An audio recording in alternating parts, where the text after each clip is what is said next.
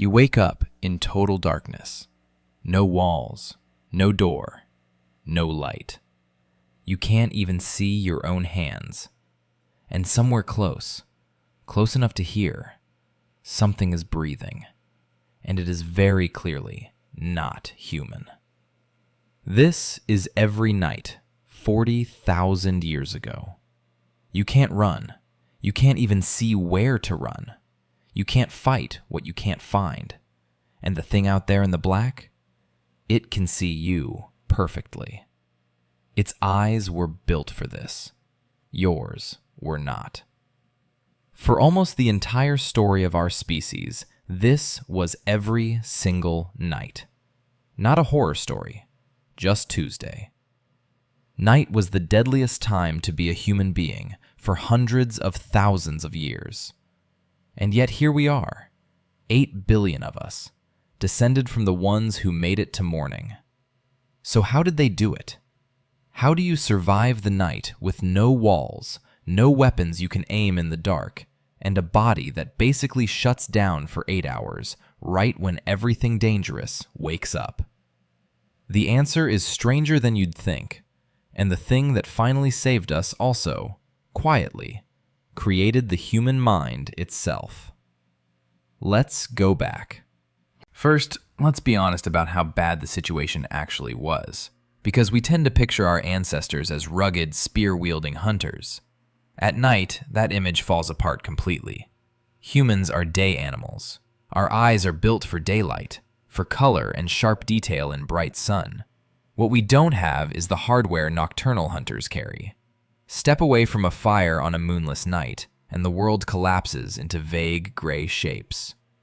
Now compare that to who you're sharing the landscape with. Lions, leopards, hyenas. Nearly every major predator that hunted early humans was most active at dusk and through the night. And behind their eyes sits a reflective layer called the tapetum lucidum that bounces light back through the eye and lets them see in near darkness. That's the yellow shine you catch in an animal's eyes at night. For a lot of our ancestors, it was the last thing they ever saw. So the nighttime math was brutal. The predator could see, move, and strike in total darkness. The human could do none of those things. And we were slow, soft, clawless, and, for the first few hours after dark, usually asleep. On paper, we should not have survived. The fact that we did isn't luck. It's a stack of solutions, and the first one changed everything. Fire. I know, you've heard fire was important 1,000 times, but I want you to appreciate what it specifically did to the night, because it's easy to miss. The oldest solid evidence of humans controlling fire comes from Wonderwork Cave in South Africa, where researchers found burned bone and ash deep inside the cave, dated to roughly 1 million years ago. Inside a cave, meaning it didn't blow in from a wildfire. Someone brought it there.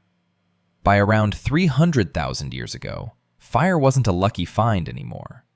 At Qasem Cave in Israel, archaeologists uncovered a single central hearth used over and over again, generation after generation. A fixed fireplace, the prehistoric equivalent of a living room. Here's why that mattered after dark. Almost every large predator has a deep, hardwired fear of fire. They evolved alongside wildfires they couldn't fight or predict. So a burning fire became something no claw and no fang was willing to cross.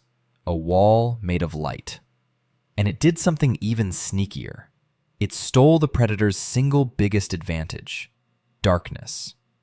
In firelight, the human can suddenly see the eyes coming in from 30 meters out.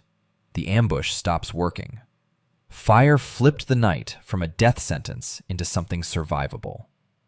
But a fire only protects you if you're still alive to sit next to it. Which brings us to the problem of where you actually sleep. Think about how insane sleep is as a survival strategy. You spend a third of your life unconscious, unable to see, run, or fight, in a world full of things that hunt at night. For a prey animal, that's a design flaw. So what did our ancestors do before fire was reliable? They got off the ground. Our closest relatives still do it. Every single night, chimpanzees build a fresh nest high in the trees, bending branches into a platform above the reach of ground predators. And the anatomy of early humans, the shoulders, the curved fingers, the arm proportions, shows they kept the ability to climb long after their feet were fully built for walking. Evolution doesn't pay to keep an expensive skill you're not using. Getting into a tree didn't make you safe from everything. Leopards climb, and at a South African cave called Swartkrans, we found an early human skull with 2 clean puncture holes that line up exactly with a leopard's lower fangs, a predator's signature left in bone. But climbing erased lions, hyenas, and most of the list in one move. Then came caves, and here's the uncomfortable part nobody mentions. Caves are perfect shelter. One entrance to defend, a roof, protection from wind and rain. The problem is that caves are exactly where large carnivores also den. Cave bears, cave hyenas, cave lions. They're all named cave for a reason. The archaeological record is full of sites where humans and predators took turns living in the same cave over thousands of years. Moving into a cave wasn't just finding shelter. Sometimes it was moving into something else's house. So you're off the ground, or behind a fire, in a defended cave. You've survived the predators. But the most fascinating solution to the night isn't a place at all. It's a schedule. Here's a question researchers actually asked.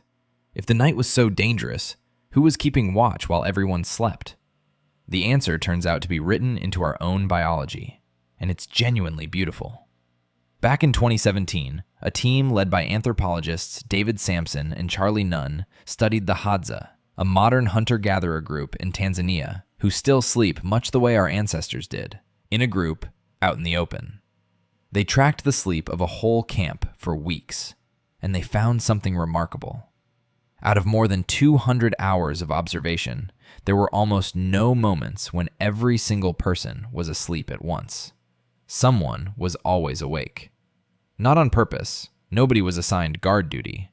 It just happened, because people of different ages naturally sleep on different schedules. The young adults stayed up late, the older adults fell asleep early, and then woke in the small hours, unable to sleep, restless before dawn. Sound familiar? That old people wake up at 4 a.m. thing you think of as a problem? The researchers argue it's not a bug, it's a feature. They called it the Sentinel hypothesis. A group that spans many ages is a group that, by pure accident of biology, always has a pair of open eyes on the dark. Your grandfather's terrible sleep may be a 300,000-year-old security system. So the group slept in shifts it never planned. The fire held the line. But there was still one thing in the dark that killed more humans than any lion ever did. And it wasn't hunting you at all. The most dangerous thing about night, in most of the world, wasn't teeth. It was temperature. When the sun goes down, heat leaves fast, and a human body is shockingly bad at handling it on its own. We're one of the only large animals that lost its fur. Great for sweating and running long distances in the day, nearly fatal at night without a fix. Hypothermia doesn't need freezing temperatures. A wet, windy night just above freezing will quietly kill an unprotected human before morning. So our ancestors engineered their way out of it, and we can actually date when. Geneticists studied body lice, the kind that live specifically in clothing, not on bare skin. Those lice evolved as a separate species only once humans started wearing fitted clothes, so their genetic age gives us a clock. The estimates are fuzzy and still argued over, somewhere between roughly 80 and 170,000 years ago. But even the low end means tailored, body-hugging clothing to trap warmth is far older than farming, older than cities, older than almost everything. And it wasn't crude. Hides were scraped, treated with fat, and stitched to seal the seams where heat escapes. Then there was the oldest trick of all: each other. A group sleeping pressed together around a banked fire shares body heat and cuts the killing edge off the cold. The fire wasn't just a wall against predators, it was a furnace you slept beside. Warmth, defense, light, all from the same small flame. And it's sitting around that flame, safe for the first time, that something happened to the human mind that changed our species forever. Here's the twist that makes this whole story worth telling. For most of history, the night was our greatest weakness. But once fire made it safe, the night gave us something no other animal has. An anthropologist named Polly Weissner spent years with the Zhou/Huanzi San people of the Kalahari, and she did something clever. She recorded what people talked about by day versus by night.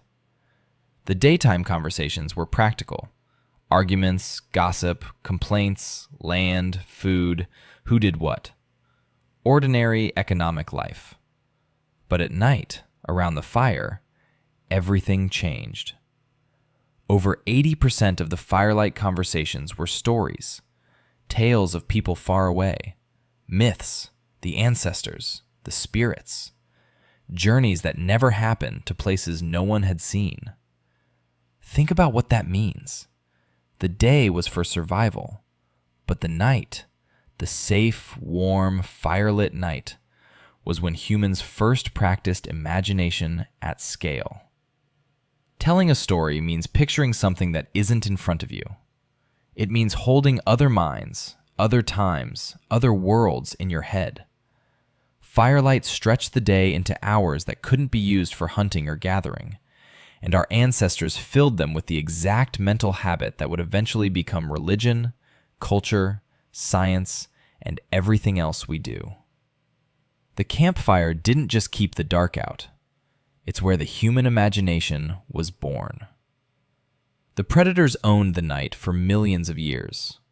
We took it. And then we did something they never could.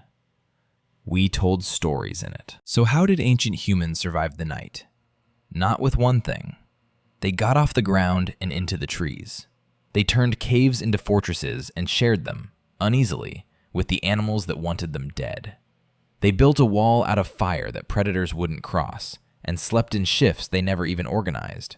The young awake late, the old awake early. Always one pair of eyes on the dark. They stitched warmth onto their own skin and huddled together against a cold that killed more of them than any beast. And then, safe at last inside that small ring of light, they did the most human thing of all. They looked into the fire and started to tell each other stories. Night was the thing that almost ended us. It might also be the thing that made us who we are. Quick scorecard before you go.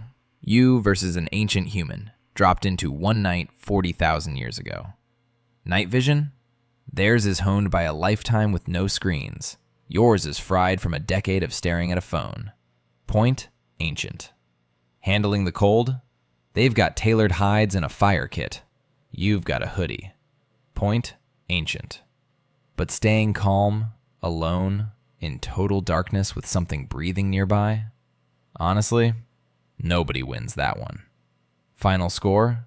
Ancestors 2, you 0. Maybe don't time travel. Serious question for the comments. Could you fall asleep out there, in the open, in the dark, knowing what's out there? Be honest. If you made it to the end, you'd have made it to morning. Subscribe to Bygone. We do this every week. And the night wasn't the only thing trying to kill our ancestors. But that's next time.